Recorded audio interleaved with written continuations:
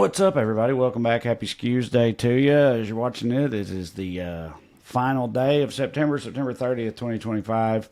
It's got 30 days in it, so yeah, I got that right. We're recording this, though, on September 29th, 1:45 p.m. on the left coast. That's where we're coming to you from time and space. This is Weekly Skews. I'm Trey, that's Mark. What's up, Mark?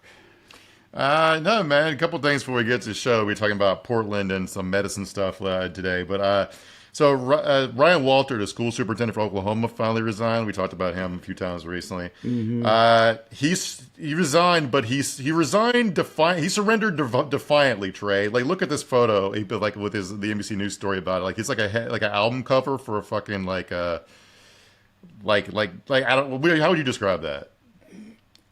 It looks like it's like a promotional still, and he's the lead in like a Netflix political thriller about a like far right Christian theocrat somewhere who also kills people at night or whatever kind of TV thing you have to do to it. But it's very stylized in a I'm badass kind of way. Yeah, so basically the story here is he stole some money. He manages Oklahoma schools down to be 50th in the country. He gets caught by fellow Republicans watching some sort of video with naked ladies on his office TV.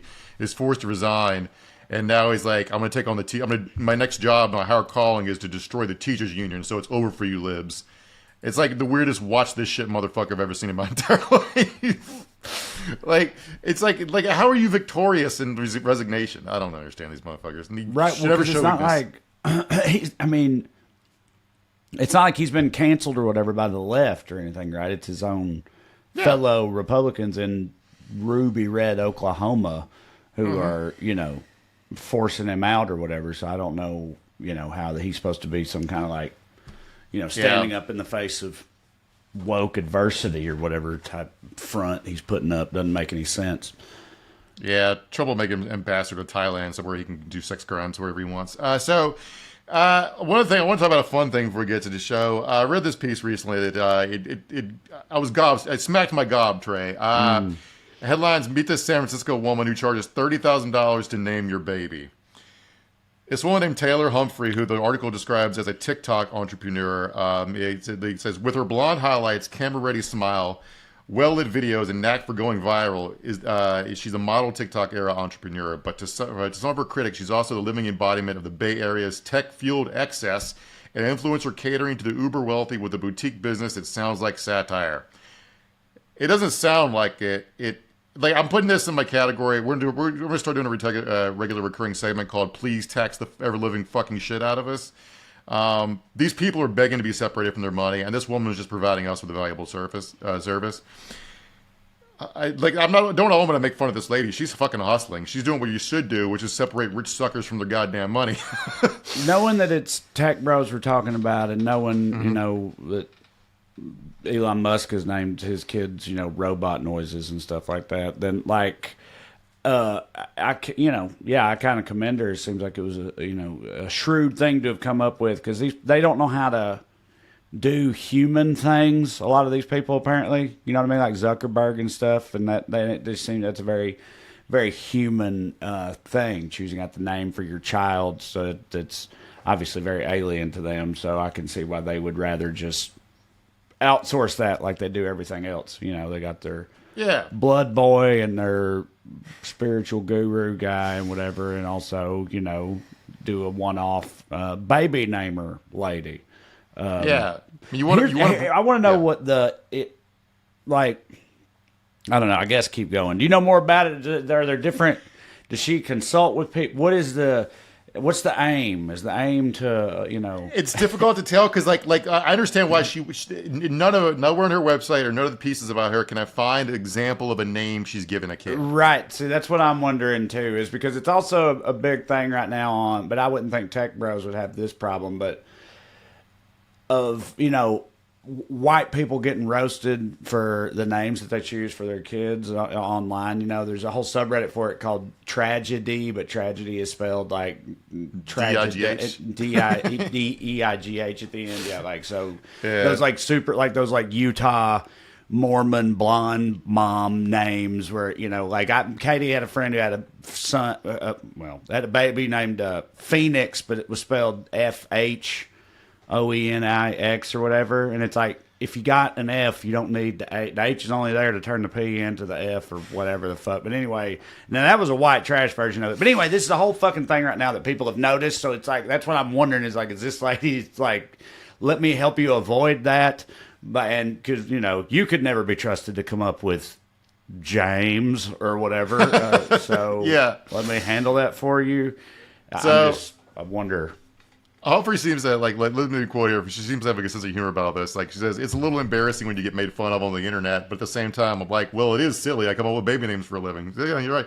So I'm not again. I have no idea what kind of names she's coming up with. So I don't know whether she's trying to I know what kind of names you're talking about. It's like Lachlan, but it's a girl's name spelled like Laklynn, like kind of shit. Yeah. But like she says she's helped name more than 500 kids. Her services cost up to $30,000, but there are multiple price points. So for $30,000, you get your baby's name like Terwilliger Millionaire Sunlight, but like for $100, your baby's named Fred, right? Mm-hmm.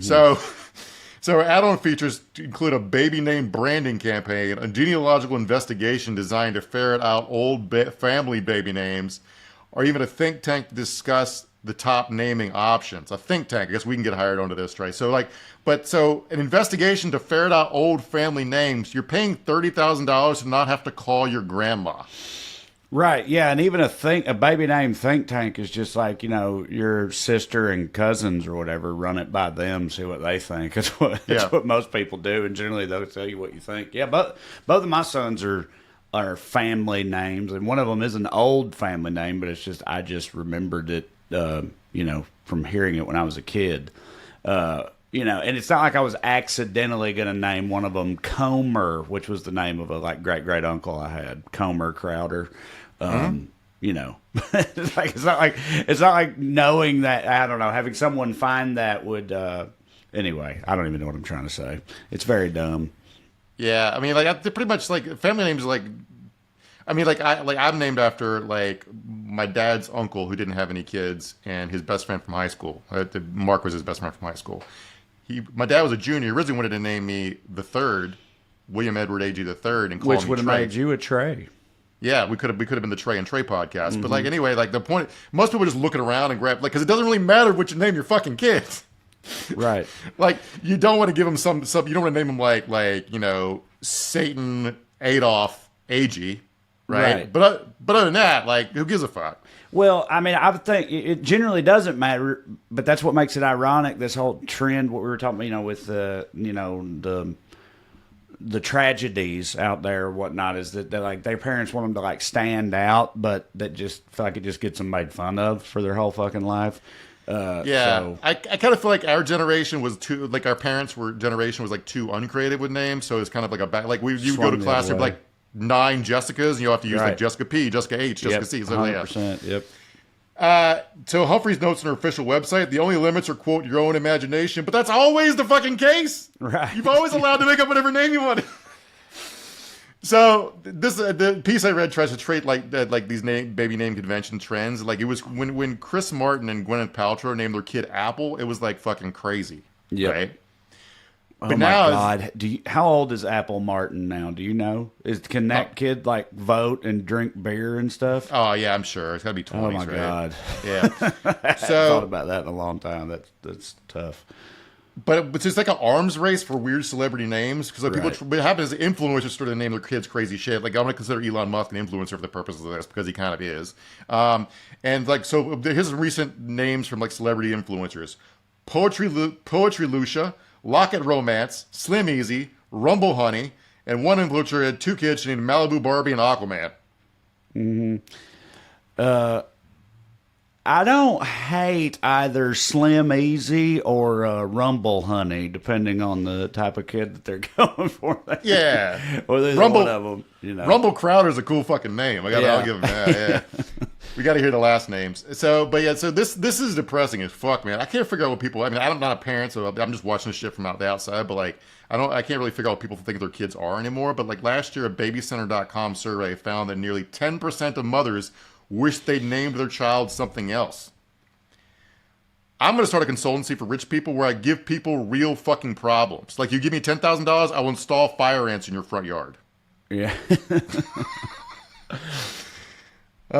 This other aspect of this where a lot of this stuff is just trying to think like out. Like, I read a piece a couple weeks ago where like people are using AI, like their AI therapist friends to like in spousal arguments to like settle beefs. Be like, I have the AI says I'm right about this. You're actually talking to me very condescendingly, like kind of shit. Which I'm sure that would go over great with my wife for one. I can tell you. Yeah. That. Yeah. So these people are mediating interpersonal disputes where like Humphrey says that like a lot of what she's doing is brokering deep-rooted disagreements between spouses over Zoom calls, and she feels more like a marital therapist, which is obviously the case. Like, she gives an example, like one woman hired her because she found herself in the same situation that kind of ruined her friend's marriage, where the couple became so deadlocked in the name issue, they couldn't complete the birth certificates. They were stuck at the hospital and spent $300,000 in medical bills because they could not name their baby. Yeah, I actually, no shit, was going to bring this up and be like, I wonder if this is more a just like, or like she said, an almost like mediation type thing where it's like, because me and Katie didn't have this problem, but I know that sometimes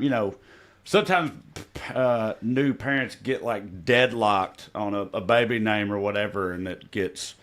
can get ugly if you don't watch it. And I was just like, if you're just rich and you're dealing with that, is that really what this chick is? It's like, let's hire a third party it's,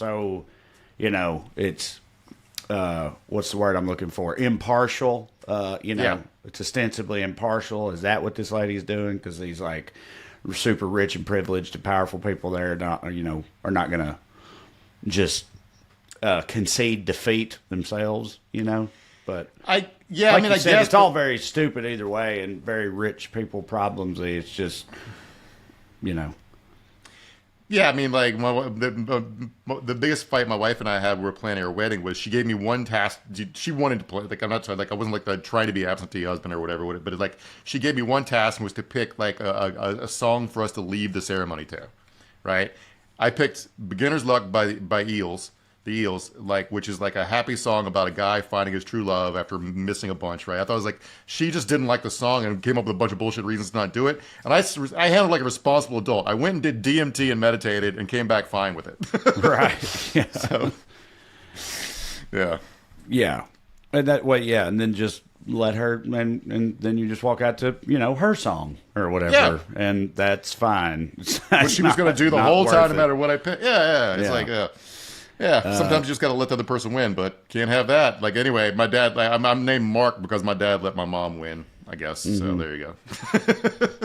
All right. Well, before we continue any further, I would like to make my announcements, my weekly announcements, if y'all don't mind. Listen, if you want to see me do stand-up comedy live and in person, go to TreyCrowder.com and check out my upcoming tour dates. I just got back from Ohio. I'm leaving very shortly to go to Virginia, so I'll see you in there. Should be fun. Then we got like Madison, Milwaukee, Oklahoma City, Dallas, Nashville at the end of the year with Corey and Drew. Bunch of dates in 2026 already as well. Sacramento, South Spartanburg, Wilmington, tons of places. So go to TreyCrowder.com, where you can also find a link to my most recent special, Trash Daddy, which you should watch. If you want a nice little palate cleanser, if you're interested in that, you can check out producer Matt's audio exclusive called Good Skews. Good people doing good things. You can get that only on the podcast or audio version of this very show. Speaking of this show, if you'd like to support it and get more of it at the same time, you can sign up on Patreon. Go up to weeklyskews.com/more, or just go to Patreon and search for my name. Either way works. $5 a month. Get access to 2 full-length bonus episodes per month, which is just additional episodes of this show with the added bonus sometimes of us doing Q&As, Skew&As we call them. So consider signing up on Patreon. Now, as for this episode, as Mark...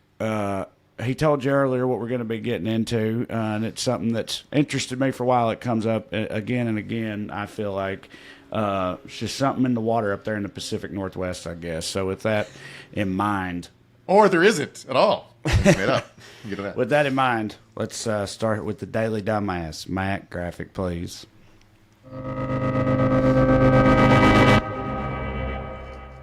Today's DD, other libertarians not on board with the committee to re-invade Portland. This is Rand Paul, libertarian extraordinaire, purported.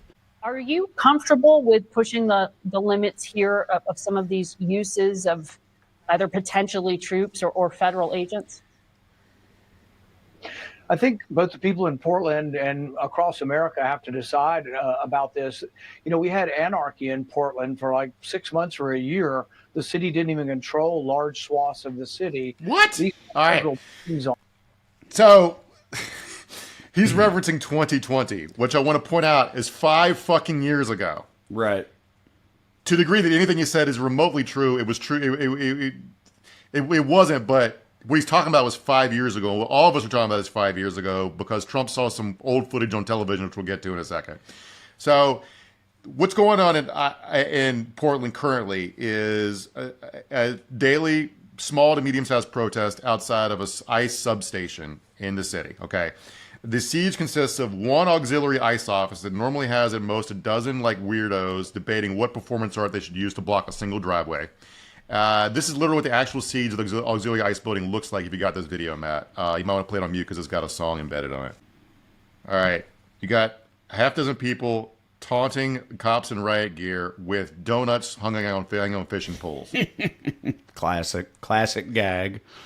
All right, and they're wearing like 20. Like, how do you not feel extremely silly wearing $25,000 in riot gear to go shoo away some hippies with donuts on fishing poles? Are they mad at being taunted, or do they want the fucking donuts?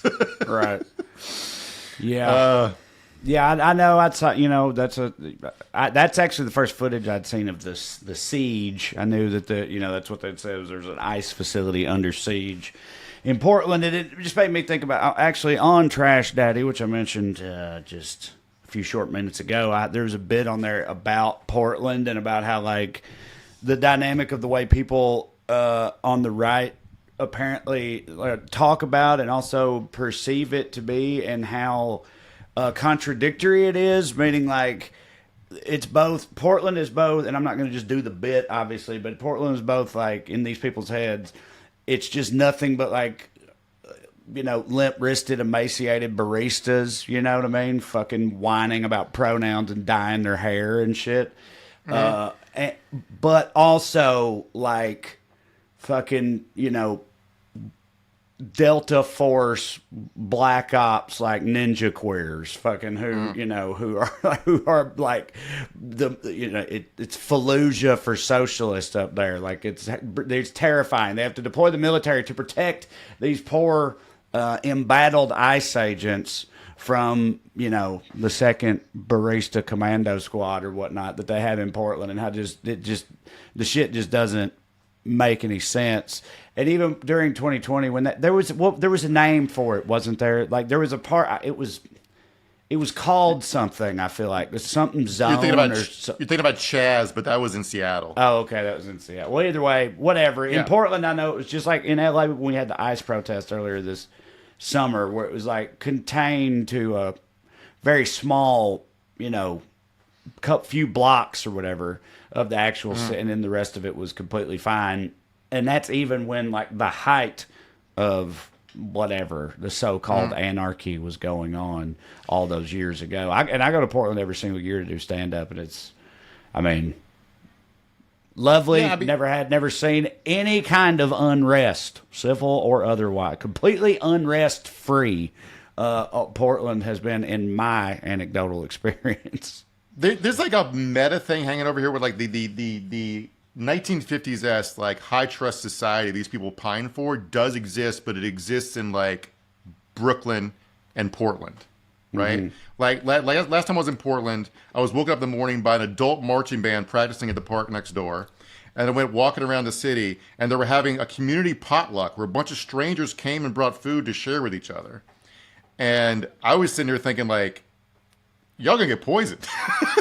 Right. Because it was fine. They did it like every fucking week.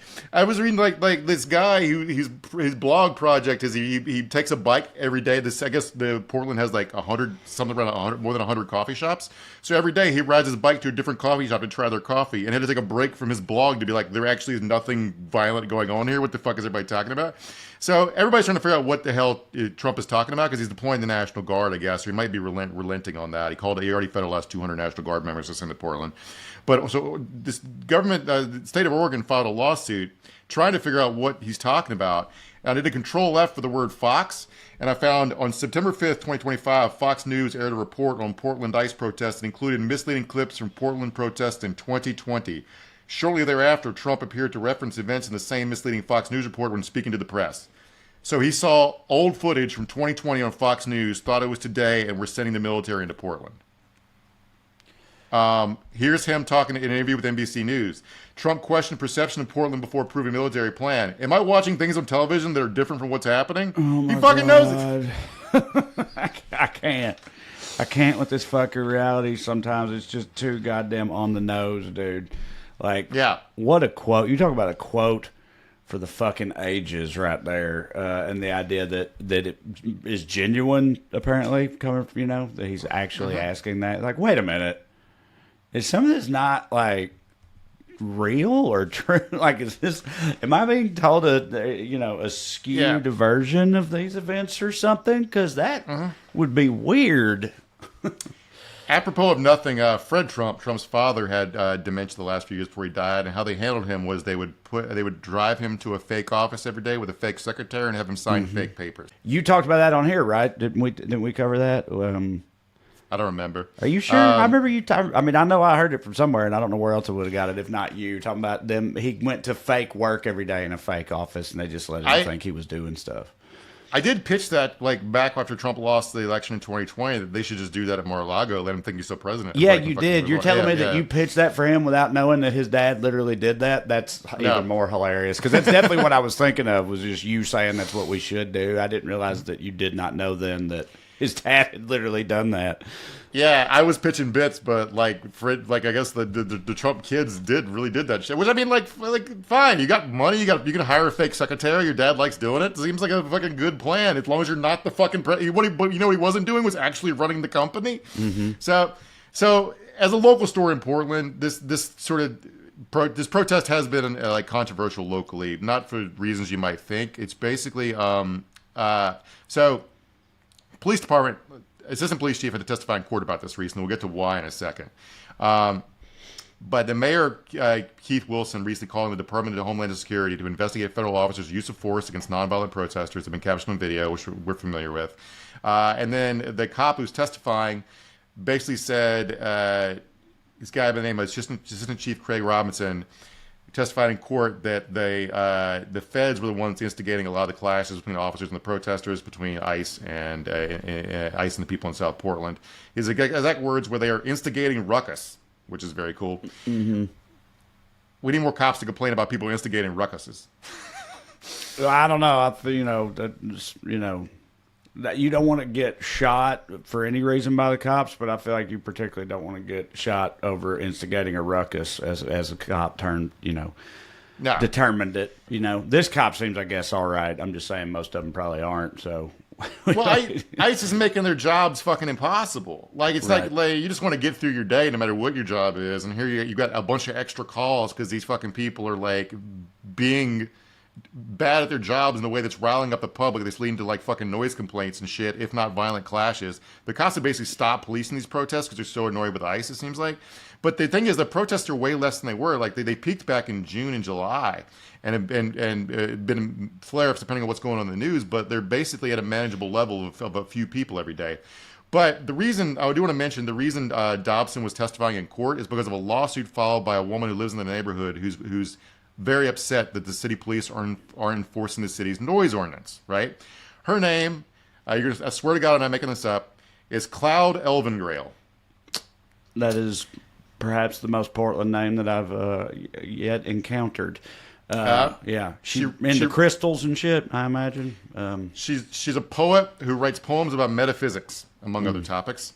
She's also like into civil rights and stuff in most cases, but not when she's trying to fucking sleep.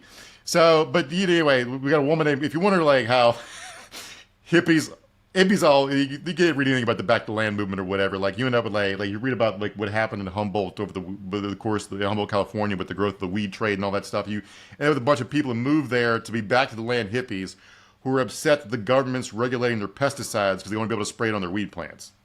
Right. So Cloud Evangel is essentially wants the federal, wants the police and now the feds to come in and be her homeowners association to keep the hippies from making noise while she's trying to sleep. All right. Right. Now, I want to make fun of her, except I watched a video of her. She seems to have been driven legitimately insane. Yeah. Yeah, I guess it's easy to say when you're not when you're not being kept up at all hours of the night by, you know, these newfangled kids these days, hippies out here doing, you know, coming up with pranks for the next day or whatever they've got going on, fucking, you know, riding their penny farthings around and tooting their little horns and shit. I don't know. Yeah, like I saw her, like she was like arguing with some protester at a megaphone who's like wearing like of course, huge like a big dude has like pink hair, is wearing a leather harness, and and she's like, "Fuck you." Yeah. And so I get it. Like I think that a lot of this depends when it's not about politics, about how heavy or light of a sleeper you are. Mm-hmm. I'm a very heavy sleeper. I'm generally happy in my day to day. My wife can't sleep for shit. She's fucking always anxious. I feel like that's As for ICE, they responded to Dobson's comments talking about ICE instigating ruckus, and a deputy director said, "Assistant Chief Craig Dobson's comments are disgusting. Our officers are not instigating ruckus." Oh, all this argue and debate over ruckus and who is and who is not instigating it up there in Portland. So we've talked before about how Antifa's fake. I didn't realize like how fake. Like it's not that there aren't like left-wing protesters. They're even like, you know, occasionally people throw rocks and shit. Apparently some of them even shoot at an ICE substation, if you believe they're reporting on that. So like, but I didn't realize that like it was made up on purpose. I thought it was like a meme that it caught on like conspiracy theorizing, but like it's this writer named this guy by the name of Jim Stewartson, who does like an expert on conspiracy theories, went back and looked like Google Trends and social media activities starting since 2017, because basically the word Antifa didn't appear on the internet before 2017 when a few MAGA influencers started using it. There's the Antifa's use over time over the internet. Okay. Yeah. The one exception was back in 2007. There was a group called Rose City Antifa, which was started in Portland, where a bunch of people got together to go like protest like a Nazi music festival, right? Yeah. What happened? I mean that track, the 2017, that tracks with my own internal timeline of it, because the way in my head, the way I remember it sort of happening is early on in the first Trump administration. All these protests, or like that fucking, like that Charlottesville thing and all these stuff like that was happening, and there were whatever, the Proud Boy types and the racists and all that shit, and then there was some people who would show up and be against that, and that got reported in the media as being Antifa. Like, we just found this, like they treated it like it was a thing that was that was forming right then as a response to that, and they're calling themselves Antifa or whatever. Which no one's ever called themselves Antifa outside of that Road 2007 group, right? And it just spiraled from there, and it just became another one of the buzzwords that they use for things that they don't like and whatever ever since. But I didn't know that if you're going to say that it was like very pointedly fabricated by a very specific person or entity out of nowhere. I mean, no, I didn't know that. So, we've talked about Microchip before. Do you remember Microchip? He's an alt-right influencer who ended up in jail for some election fraud shit. You brought up Charlottesville Unite the Right rally. It was explicitly in response to Unite the Right rally. Microchip posted a petition to the White House to label Antifa a terror group. And he said he was interviewed by Politico to talk about why he did it. And he was very honest about his motives in fabricating the existence of this mythical Antifa organization. Quote, "It was to bring our broken right side together after Charlottesville," he said, "and prop up Antifa as a punching bag. So the narrative changed from I hate myself because we have neo-Nazis on our side to I really hate Antifa, let's get along and tackle the terrorists." Good call by that guy. It's amazing how they can just say their fucking plans out loud and still do them and they work. Yeah. Well, what the thing is, I said it's a good call by him, but that's like a version of one of their most commonly utilized strategies, I feel like, of the whole, like, create a boogeyman to focus all the the disparate types of right wingers hatred onto, and thus in doing so bringing them together or whatever. So it's like obviously trans people most recently and that type of thing. But it's like it's kind of a tried and true strat for them, really. So it makes sense that he would have done that with Antifa. It's a useful propaganda thing, but like a lot of people were in on the joke at the beginning, start believing their own propaganda. So they made up a ghost to be afraid of, and then got afraid of their own ghosts. Again, that I would argue that's essentially what they did that with trans people too. I know that trans people actually exist, but you know what I mean. Like it's the same thing in my opinion. They didn't even know they were out there, that anything was happening, until one day they just decided to make them the new monster hiding under the sweet Christian beds or whatnot, and then they've just blown it completely out of proportion, to say the least, in the intervening near decade since. And if you're wondering, what their actual, if there is an actual legitimate quote unquote beef with the people of Portland or the protesters, it's not because they're hampering ICE efforts or whatever. It's like ICE just spent about $5 million on a fortification project on that ICE facility. And the city of Portland, because of all the controversy locally, has issued a notice of violation last week alleging that ICE breached its conditional land use agreement by repeatedly holding detainees longer than 12 hours and by boarding up its first floor windows. Theoretically, this could start a legal fight where the city could force the ICE facility to close. That's what this is about. It's about politics and power, about money, and that they've already spent, and they want to keep this station open. It's not about some people with fishing poles with donuts.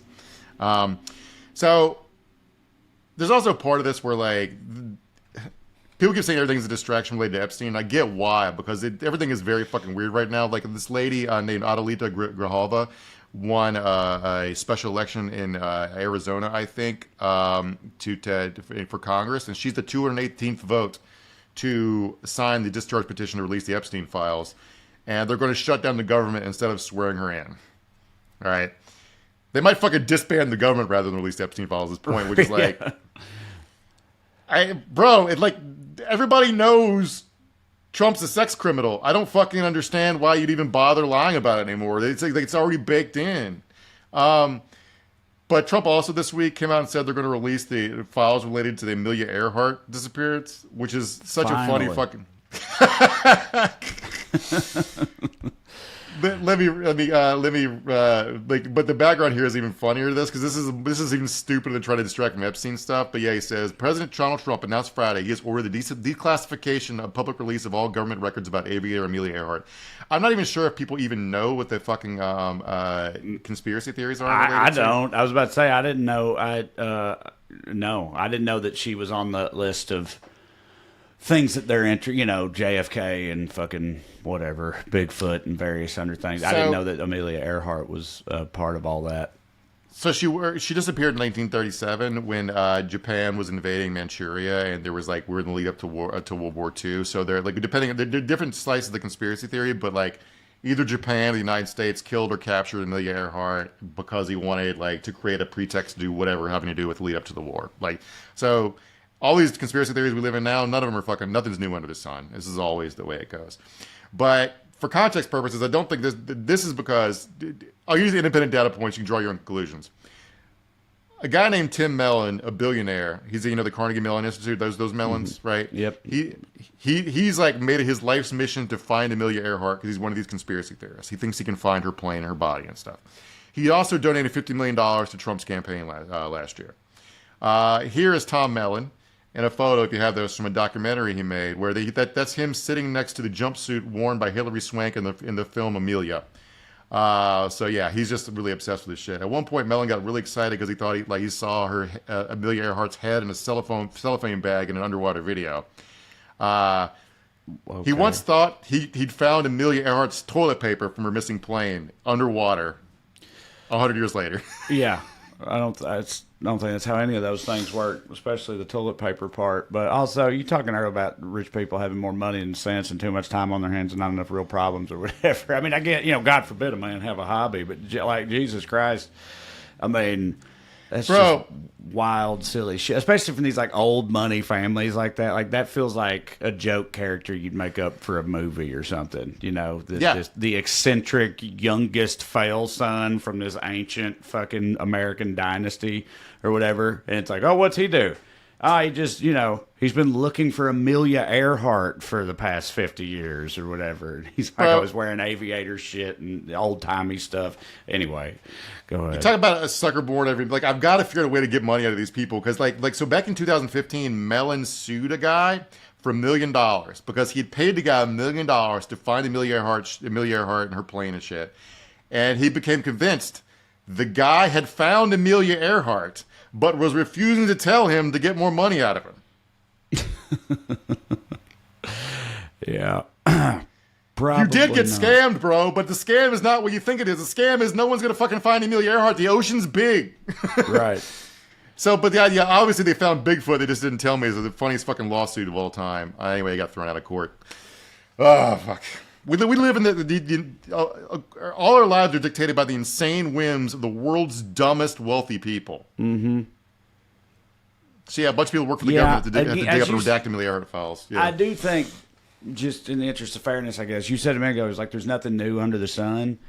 I feel like that's also kind of always been the case in most places or most civilizations, meaning like the regular people's lives are just predicated on the whims of lunatics with power or whatever. Like fucking Roman emperors used to make people go and like sword fight the ocean because he was mad at Poseidon and shit like that or whatever.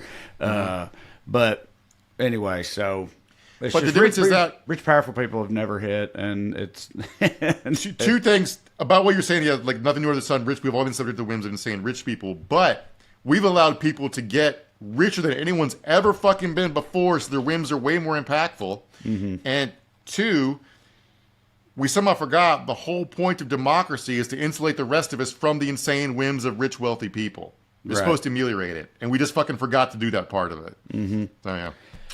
All right, now we got an honorable mention for Daily Dumbass, and it is Tylenol for having the side effect of making people talk like this.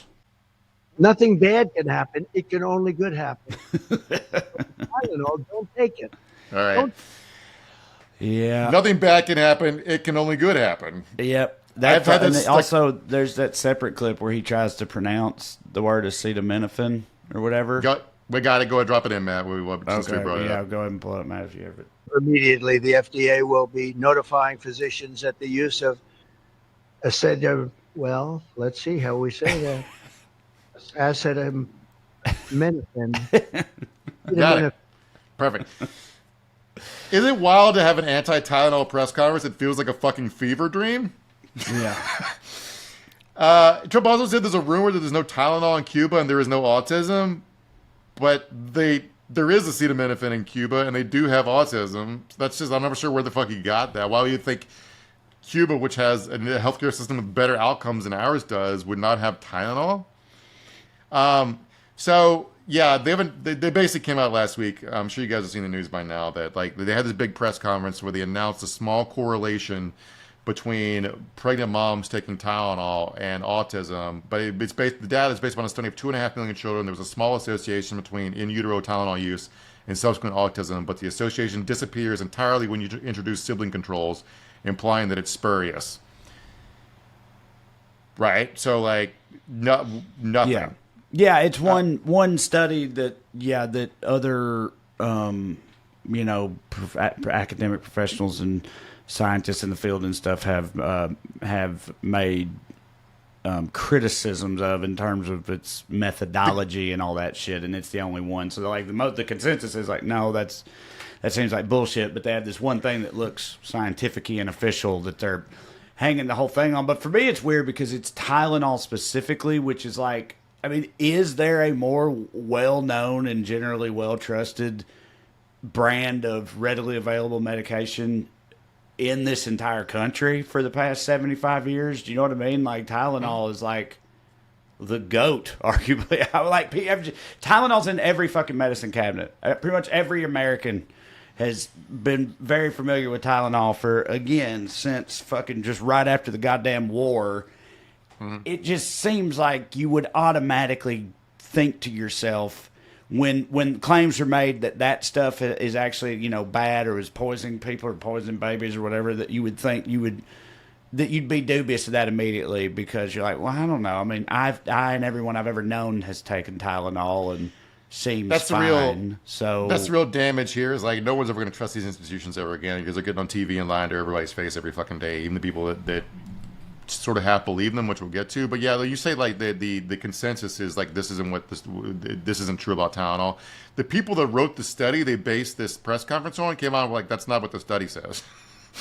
So yeah, and by the way, if we're doing correlation as causation, autism diagnoses have gone up every year that RFK Jr. has been alive. Have we considered the possibility that RFK Jr. is causing autism? It's also extremely funny that Trump had to deal with Elon Musk for just a couple months and immediately was like, we have to destroy autism. God. So basically what happened, so this press conference, Dr. Oz immediately went out and walked it back. Basically, the point of this, forget the theater of Trump screaming about Tylenol and RFK for like an hour or two. They're going to put a small addendum to the end of the warning label. It's already on every Tylenol bottle. That's basically what this is. It's basically just like, if you're pregnant, consult your doctor before you take Tylenol, which Tylenol already recommended anyway. Mm-hmm. Because every drug puts that on its warning label, so you don't sue it. Right. But what happened here is, we talked about it back when it happened. Back in the spring, Autism promised. Help a Freudian slip there. RFK Jr. promised they would get to the bottom of what causes autism by September. It is now the end of September. So Trump obviously is curious. It's just funny that they're like, oh, fuck, that deadline's coming up, and we still haven't solved autism. What are we going to do? They got their fucking wingnut think tank room they're all in. And then so it's like, Tylenol? You know? They're like, fuck it, go with that. We'll go with that. Just do that. They just rummaged through. So the show I worked for with this guy would keep pitching this segment to do for a story about how when we get to the bottom of whether or not chocolate's good for you or chocolate's bad for you, right? Because every week there's a new study out saying that chocolate's either good for you or chocolate's bad for you.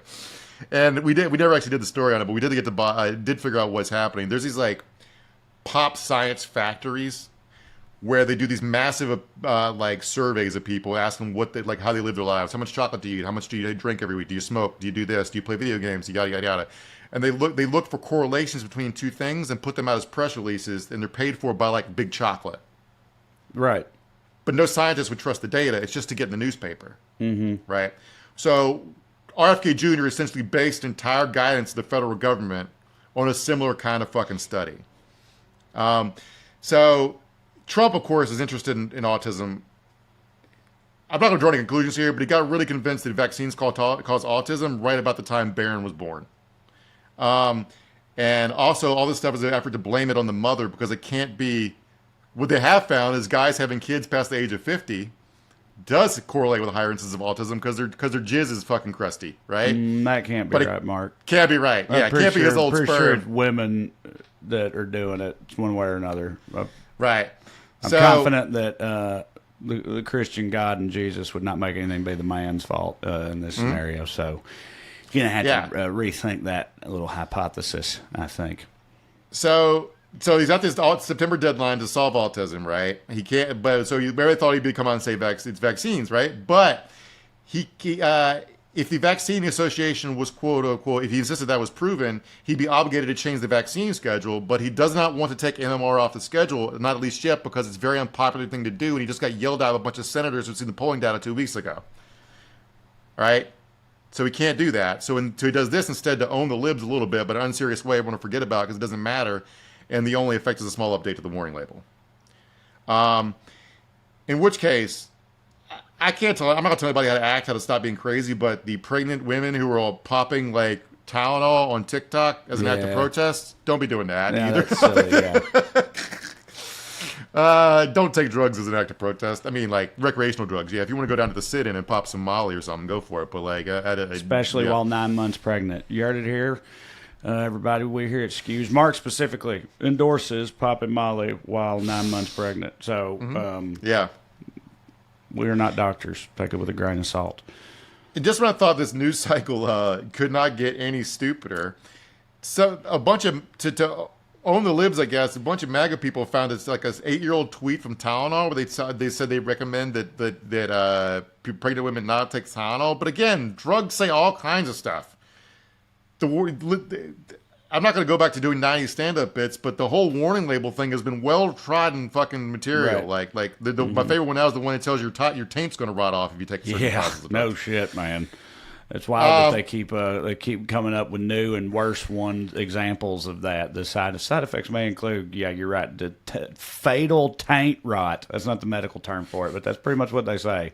I was like, God damn. Yeah. I think I just live with the diabetes or whatever. I can't remember what the drug is. I feel like it was some kind of diabetic thing, but I could be wrong. But either way, I don't want fatal taint rot. I can tell you that much.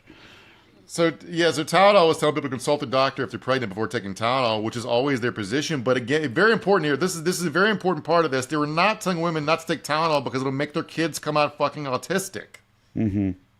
That was not it. But everyone acting like they're dunking on Tylenol is fucking idiot. So anyway, RFK quote tweeted with no caption needed, like it proved his case. But I'm not sure how we got to this, but like tweets from marketing interns are not legally binding medical advice. Consult your doctor first is what they say about everything, and like everybody stop being so insane and stupid, including our Secretary of Health and Human Services. Callie Means, who works for RFK at the HHS, came out and said the cancer rate for the Amish is 40% lower than the general population. Why? This is after somebody at the White House press conference said they saw an Amish person on a podcast who'd never heard of ADHD. That was Theo Vaughn's podcast. Somebody watched Theo Vaughn's podcast and asked the White House a question about it at the White House. Right. To be clear here, the Amish have low rates of tobacco use, low rates of alcohol use. They engage in regular physical activity. They're protected from the sun because they wear those stupid goddamn hats, and they have fewer sex partners than the average person.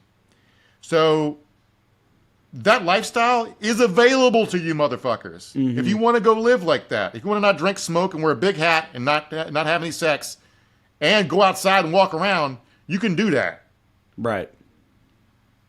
But you don't get to drink, do zins, sleep with every woman you can before you're 40, drive your truck to go a block, and then wonder why the Amish are healthier than you.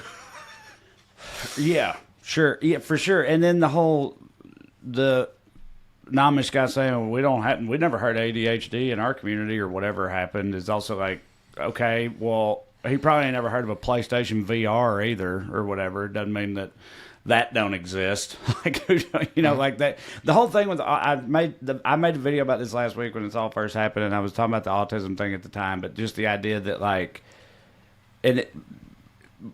that all these, especially older people, are like, I never used to hear about this. And now it's just fucking everywhere, all over the place, all the time. And y'all are really going to act like there's not something to that, there's not some kind of problem there or whatever. And it's like, that just don't mean we just didn't know, that's how figuring shit out works, It's like, as society evolves and advancements are made, you figure shit out, and then once you know what things look like, you're better at identifying it, and it becomes seemingly more prevalent. But it's like, Isaac Newton was probably seemingly autistic as all get out, right? But they wouldn't have a word for that for another 500 years or whatever, so it doesn't, get recorded that way. They didn't have any cancer in the Middle Ages, except of course they did. They just called it like having witches in your blood or whatever they called it. Mm-hmm. But it was all there. So mm-hmm. I just don't understand what's so hard to understand about that for these people. Yeah. There's also the part of it where the FDA, Dr. Oz said the FDA is recommending leucovorin. I don't know how to say it. But yeah, and he's got some kind of financial interest in that or something. He used to own a stake in a company that sold a version of leucovorin. Again, I don't know. It's a company called, I don't think he owns it anymore, but yeah, the company is called iHerb, which is the perfect name for one of these fucking companies, because you know what's healthy? Herbs. Plus, we've added the computer, iHerb. Mm-hmm. Here's the punchline to all this RFK Jr. shit. You know who's really mad at him about the town hall press conference? The fucking anti-vaxxers. Yeah, it sort of steals their thunder, doesn't it? Because this is supposed to be their game, right? Right. Yeah, this is their whole thing. I was like, no, our thing causes autism. This takes shine away from having vaccines. The Children's Health Defense, which is the organization that Kennedy founded, put out a statement. This was not caused by Tylenol in all fucking caps. Here's another group, anti-vaccine group called Georgia Coalition for Vaccine Choice, wrote in a Facebook post, "We didn't wait 20 years for Bobby to finally speak and then get served Tylenol as an answer." So this administration is hidden for nobody. We'll consider it will continue until morale improves. So, so the good news about the destruction of Health and Human Services is we no longer need medicine. Let's watch this fake AI news story Trump posted about Medbeds, and we'll talk about what Medbeds are afterward. Breaking now, President Donald J. Trump has announced a historic new healthcare system, the launch of America's first medbed hospitals and a national medbed card for every citizen. Every American will soon receive their own medbed card. With it, you'll have guaranteed access to our new hospitals led by the top doctors in the nation. All right, you got that. Okay. Why would he do that? There's no context at all. There's no caption even, and it's a completely fake AI video that features him, so he presumably knows that he's like, wait, I didn't do that. Or did I? Did I do that? Are we doing that? That seems cool. Maybe we are doing that. I'm glad I had that idea. That was really smart of me. They're going to love this. Or what the fuck ever. Like... So the President of the United States shared a video of a fake news report rooted in a conspiracy theory that features an AI-generated version of himself promoting a policy that doesn't exist about a technology that doesn't exist, where he speaks in an interview that he didn't do with his daughter-in-law at a job she doesn't have. Right. Yeah. So is it good that I can't decide if the president's about to start a healthcare pyramid scheme, or if you just saw an AI-generated video of himself and thought it was real? Right. I know. That's what I'm saying. Yeah. Like, what the hell is that about? Like, that's just like the sci-fi trope, right? Put them in the med bay or not med bay, but med pod, or fucking. You get attacked by a xenomorph, you get drugged back to the fucking the spaceship, and they put you in like a glass coffin and lasers fuck with your muscles for a little bit, and then you're better when you get out of it. Yeah, so I did always think those were cool. Yeah, no, it'd be really cool if they really did exist. The problem is they don't, and like it's a QAnon thing. It's been around for this conspiracy theory about medbeds. Has been around for years. Basically, the QAnon types believe that medbeds are an all-healing, possibly alien technology that the cabal is keeping from us. It's like it's a medical instrument that does everything from reversing aging to regrowing missing limbs.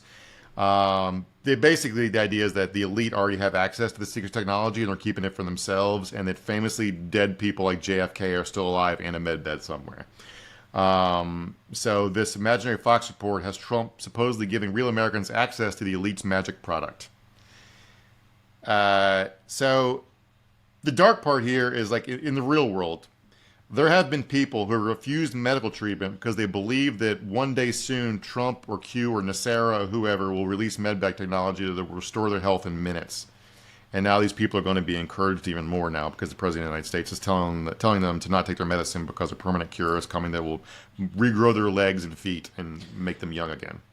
I mean, has anybody asked him about that in a press conference or anything about that post? Like, has he been asked, like, hey, what was up with that obviously fake and rooted in complete fantasy post that you shared the other day? As of our recording, no. But he just posted it yesterday on Sunday. Today's Monday. So I don't know. He did a press conference with Bibi Netanyahu where he announced a peace plan that isn't going to work. And they refused to take questions, presumably because he doesn't want to be asked about his peace plan, but also stuff like this and invading Portland. And I forgot to mention, there's a court hearing tonight about the Portland thing. He might already have a restraining order by the time you guys see this episode. Get back to medbeds for a second. One of the big promoters of the medbeds conspiracy theory is our old returning champion, the Queen of Canada, Romana Didulo. Remember her? Of course. Who could forget? Yeah. By the way, she and 7 followers got arrested 3 weeks ago by Mounties for having a single gun at the abandoned elementary school they use their compound. And I just got to say, I want to be in a Canadian cult. Their Branch Davidians seem very chill. They just get calmly arrested by Mounties for having one gun. Yeah, one gun amongst 7 people. It's the exact opposite for our, doomsday cults or whatever in this country. Yeah. Every man, woman, and child needs to have at least 7 guns, or you can't be allowed on the compound. So there are a couple sad and funny ironies here. Like, this ridiculous conspiracy theory is caused by a broken healthcare system and a legitimate anger at powerful people who have access to better treatments than we all do. That is real. Yeah, right. It's just about being able to go to the hospital and have a doctor actually pay attention to you. It's not about a secret device in the basement of the Pentagon. But also, like, there are, like, mRNA vaccines that exist where where a cure for cancer is really close, and there's going to be a whole subset of people who are not going to take it because of conspiracy theories like this. Like, the future is here. It doesn't look like the one you imagined. Mm-hmm. Which is odd, because I feel like if you'd been, like, paying attention, you probably should have imagined that if a cure for cancer or whatever did show up, it might look like a form of vaccine, because of how vaccines have solved so many other devastating medical problems since, their inception in the past couple years or so. I mean, or couple centuries or so, going back to inoculation, but like smallpox and polio and all that stuff. But we say it all the time. People forget quickly, and gratitude is fleeting amongst humankind, evidently. Yeah, so some conspiracy theory sleuths try to get to the bottom of where he found this or how he saw it. Because let's be like, I don't think the video wasn't retruthed; it was embedded. I don't think an 80-year-old man knows how to do that. So that means somebody even crazier than him who works in his staff did it for him, or he asked somebody, or somebody thought it was a good political idea to do, which I don't like. That they deleted it, so obviously somebody thought twice about it. But the earliest place people could find this AI video post is a now deleted Instagram page that uses a common fake name for fake doctors and romance scams, Dr. David Richard Simon. So basically, if your mom's messaging with a guy on Instagram called Dr. David Richard Simon, shut down her account. Somebody's trying to steal her money. But here's an example of another AI Medbed video on a random True Social account. If you got this, Matt. Mr. President, you've just announced the Medbed program. What can you tell us about these new hospitals? These are the most advanced medical facilities in the world, built here in the United States, equipped with Medbed technology, and staffed by the finest doctors anywhere. So you guys know just what kind of is floating around out there. It's very possible that Trump just surfed across the other video in a similar way to the way people surf across this one. But like, all these people are like offshore Nasara crypto grifters. If you don't know what Nasara is, do you know? No, I do not. It's a fake law that doesn't exist called the National Economic Security and Reformation Act that was supposedly passed under either Clinton or George W. Bush. Like, that was supposedly to eliminate everyone's debt and credit rating and give everybody free money or something. So it's like another one of these magical, all your problems are solved. It's going to kick in any moment. That rich people, or that the powers that be are keeping from you? Well, it's supposed to just happen. It's supposed to already be on track to happen. But no, but like they don't, like, it's like, you don't need to pay your bills this month because Nasara is going to kick in, right? Mm-hmm. And so people take out loans and do stuff because of it, because they think they're about to get free money. And the way to scam people is like, if we get to, whenever the internet goes out in India, a bunch of American scams stop happening. So like, a lot of American culture war shit is just grift shit that's happening from people overseas in like Bangladesh, Moldova, India, whatever. And like, it's just so funny that so many people are profiting off the downfall of America, and none of them are us. Mm-hmm. But like, I'm just thinking, when Trump reposts or retruths a thing about Nasara or crypto or fucking these med beds, is he conning his followers, or are these people conning his followers through him, or his followers conning each other? I'm losing track of fucking who's scamming who. Yeah, it's just cons all the way down, baby. Mm-hmm. Everybody's conned and being conned all at the same time. Over on that side of the fence, anyway, not over here, where we're all smart and shrewd and on top of things. Stop giving $5 to text messages from the Democratic Party, everybody. It's not really them. You're not doing anything. Yeah. All right. Well, thank you guys for watching. That'll do it for another edition of Weekly Skews. Real quick, remind you to go to TreyCrowder.com and check out my upcoming tour dates. Come and see me on the road soon. While you're at TreyCrowder.com, watch Trash Daddy. There's a link to it on there if you haven't seen it already, or just want to watch it again. That's a good idea, too.